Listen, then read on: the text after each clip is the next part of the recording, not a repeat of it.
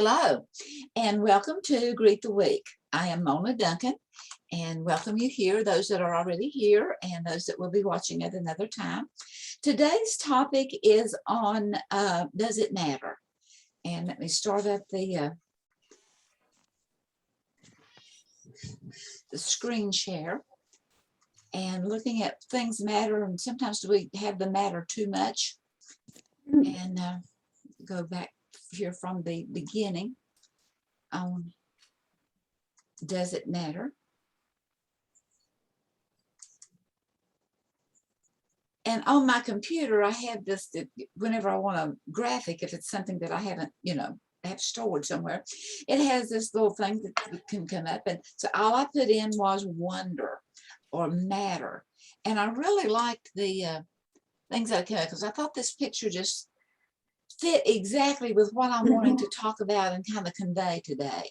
Is looking at, kind of looking at things and seeing them off in the distance and doing some deep contemplation.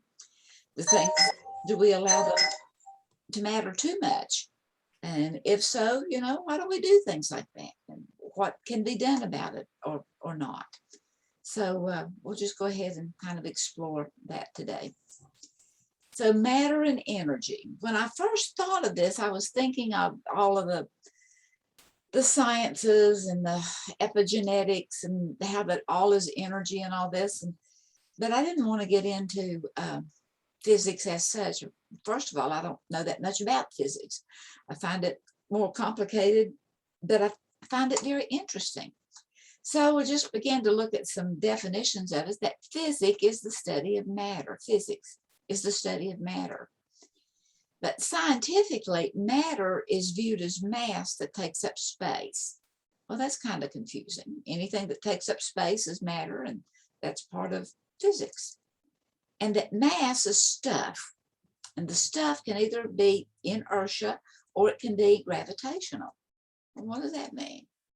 Well, inertia is stuff, whatever stuff is, that is resistant to force. Whereas gravitational is moving stuff that is movable, if it has enough force behind it. So how's that for clarity? How's that for clear as mud? Kind of reminds me of life and the interaction with people as to whether or not it is inertia, as in there's resistance to being controlled or even listening to advice, or that it is gravitational in that with enough force.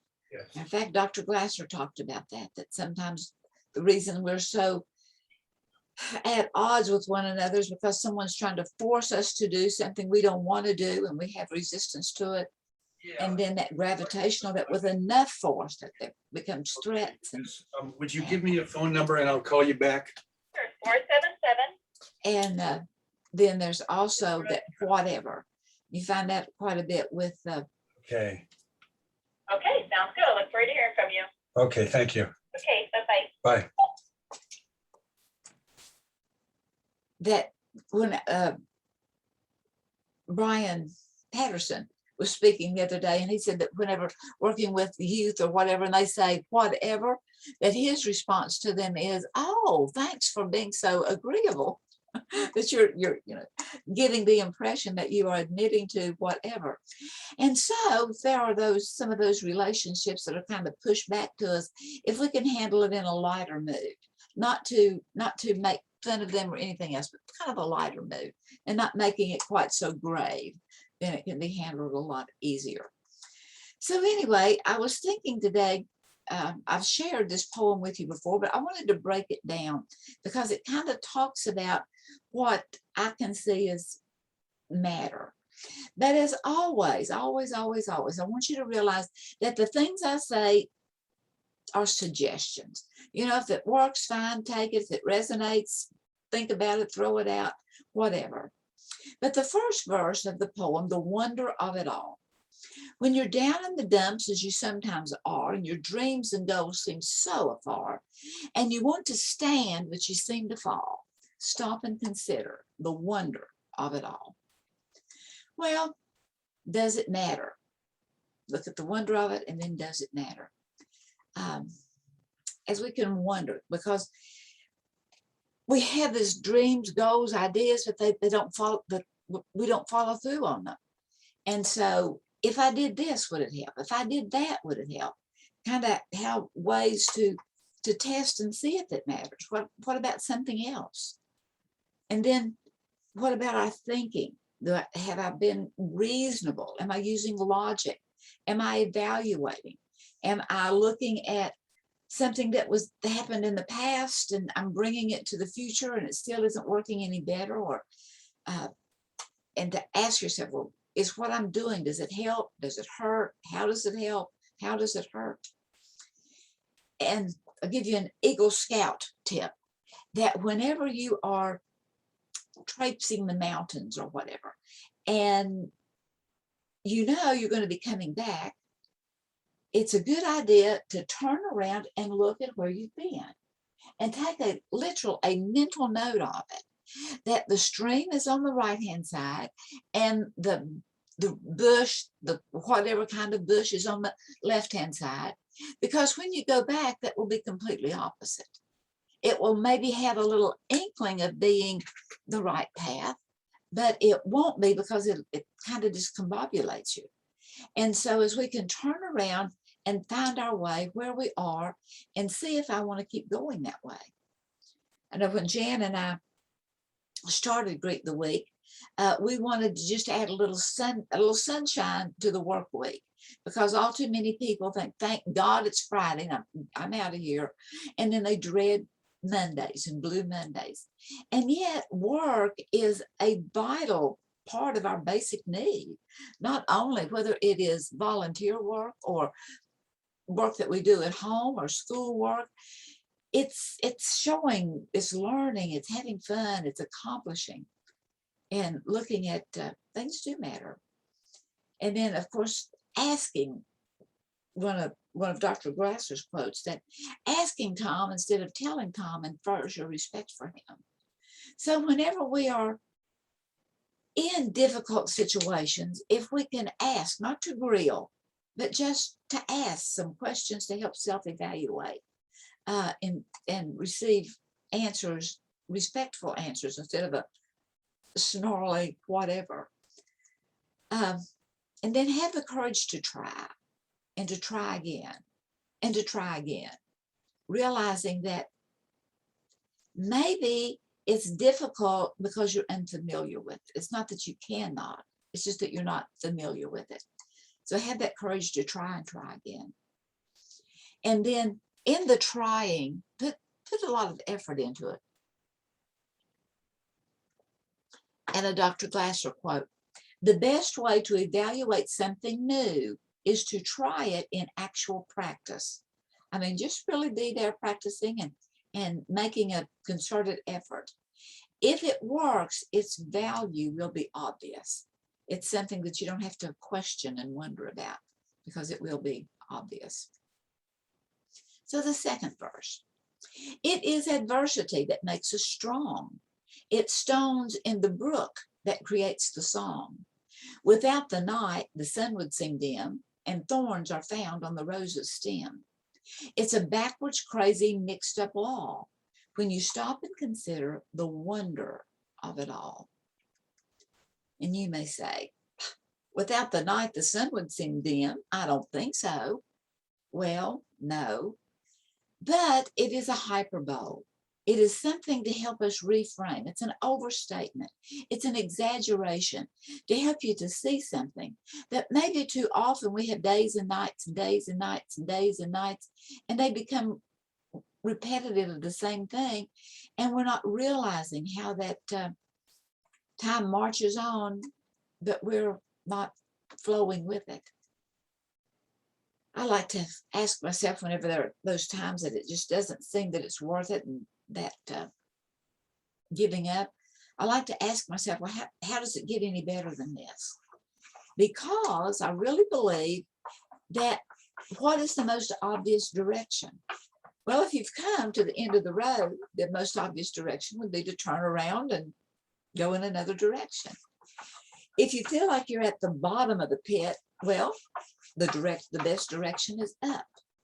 And it's to look at different ways to go. It's also realizing that no one can make or can ruin your day, because we are the architects of our life. Can others add to disappointment? Can they be critical using the negative habits? Yeah. And can they be supporting habits and help to increase your day? Yes. But the bottom line is what we do is really up to us. And the day that we can realize that the power is fragilely within our own hands, and to make use of that energy, because no one can make your day, neither can they ruin your day, at least not unless we give them permission to do that. And it's hard to pick roses without being stuck by thorns. And to just really think about that kind of goes hand in hand with life, doesn't it? That life is what it is. So what? Now what? I've been stuck by a thorn. Well, put salt in it, rub salt in it. I'm from West Virginia, and we had old timey ways of remedies. And everything, it was, there was some kind of a wound, put some salt in it. And it stings like crazy. But you know what? It heals remarkably well. And get a bandage and put a bandage on it, and then get back to work. So in looking at all of that, how do we assess the wonder of it all? It's realizing that it really is kind of a crazy, backwards, mixed up law. To rise yourself, lift another up. To have a sweet spirit, drink a bitter cup. To lead, follow. To get, give. By becoming altruistic, you begin to live. It's the greatest mystery you ever saw when you stop and consider the wonder of it all. And so does it matter? Well, it is recognizing that we as individuals are more alike than we are different. That includes all 7.9 billion of us currently in the 2021 census on planet Earth. And that we're scattered all over this planet Earth, and maybe even some in space. And regardless of our color, our shape, our size, our age, our personality, I mean, there are so many variables in there as to differences. Yet, in spite of all of that, we are more alike than we are different. And consider the mystery and how making it matter. Consider that we all want the same thing. Happiness, peace, love, a little corner to call home. We want enough. We all want the same thing. And learning from others, and maybe even kind of emulating, but be true to yourself in the process. It is accepting what is good, bad, indifferent, while considering what is not. It is difficult. I think there's a way. It's not, maybe it doesn't have to be that difficult. What if I could? What if I could get some help? What if I need more information? And I have found just recently, I had this insight that acceptance is accomplishment. And I wanted to buck against it. What are you talking about, Mona? Acceptance is accomplishment. And I began to realize some individuals in my life that are somewhat of an irritant. That as I have accepted the fact that they're always going to be kind of negative, there's always going to be a no instead of a yes, that once I have accepted that, I can relate to that person so much better. That there's just no frustration there. So I see acceptance as accomplishment, either to do or to not do. And as we do something, it keeps our juices flowing. Now we're talking about our 7.9 billion people on planet Earth, which includes those of other beliefs and we have chakras in us. And it's energy systems that's in our body. And that's more from the Eastern yoga, all that kind of stuff. And the more you appreciate those chakras and what energy each one of them contains and or manipulates or gives energy to, the more we can understand how to take care of that particular part of our body so that it can function more smoothly. The juices, it stays oiled up so that it flows more smoothly. And do not try, just do it. I mean, sometimes we try so hard that we make it too difficult. So just do it to the best that you can, and realizing that the more you work at it, the more familiar and the more easier it does become and can become. And then to continue to wonder, to live in the mystery, to behold, to appreciate. And all of those things starts with a decision. It starts with looking at something that you just almost rather not look at. I was looking at the ants in the yard the other day and how they just keep coming back. And yet being at the same time beholding and being amazed at how much energy and how much literal items those little ants can carry. And appreciating them, even though I don't want them in my home, or actually I don't even want them in my yard around the flowers. And then the last verse of the poem. Roots grow deepest in the winter's frost, and the reward far outweigh the cost. And all the struggles really are worthwhile, and someday may make you smile. As you stand on the pinnacle and recall the thrill, the challenge, the wonder of it all. And does it matter? In the cold, when the trees are bare, those roots are going deeper for sustenance. And then I think of Einstein's theory of relativity. And in a dictionary that I picked up, looked at, there was three qualifiers of Einstein's theory of relativity. One is that the laws are the same in any system regardless of its velocity. Two, light is a constant and independent source of the system. And three, an entity flowing in a successful relationship, in successful relationships, plural, to a passive observer appears to have happened with little or no effort. Well, in thinking about that and in relating to everything in the world, to people, to stuff, to time, to matter, in relating to that, how does that fit? How does it work? And so I began to look at the fact that, or the assumption or the possibility that in mankind's basic need to love and to be loved, the laws are the same in any system regardless of its scope and diversity, i.e., anywhere on planet Earth, in any country, in any nation, with any belief system, with any home and family, workforce and co-workers, employers and employees, producers and consumers, community and residents, government and citizens, because we are all these things.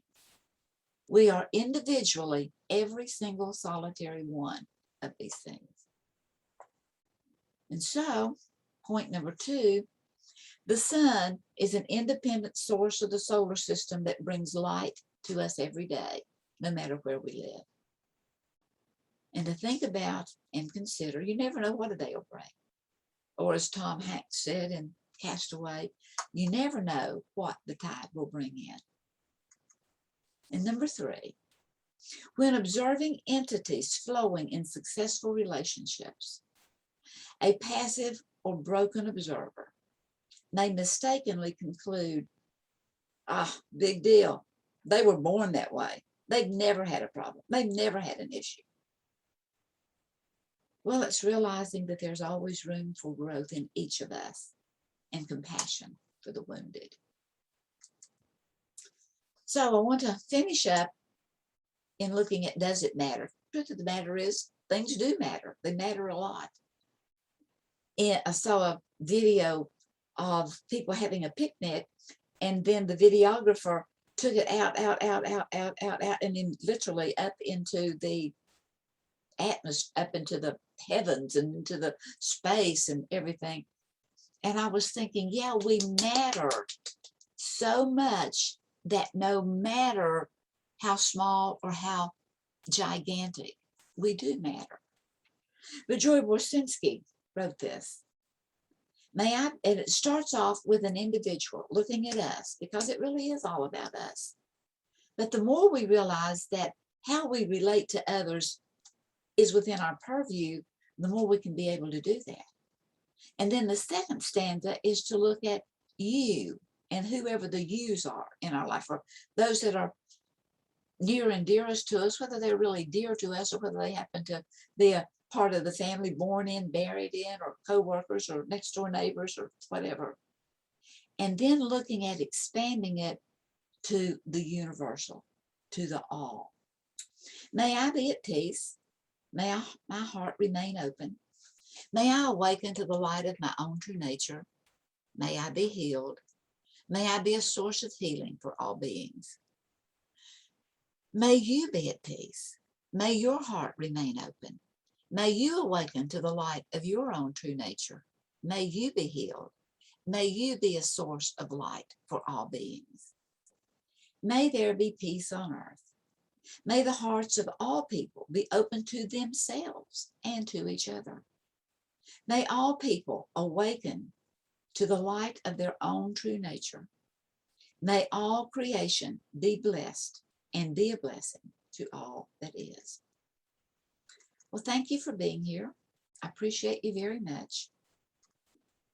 And take what resonates, discount what doesn't. Maybe give a little thought, and be blessed.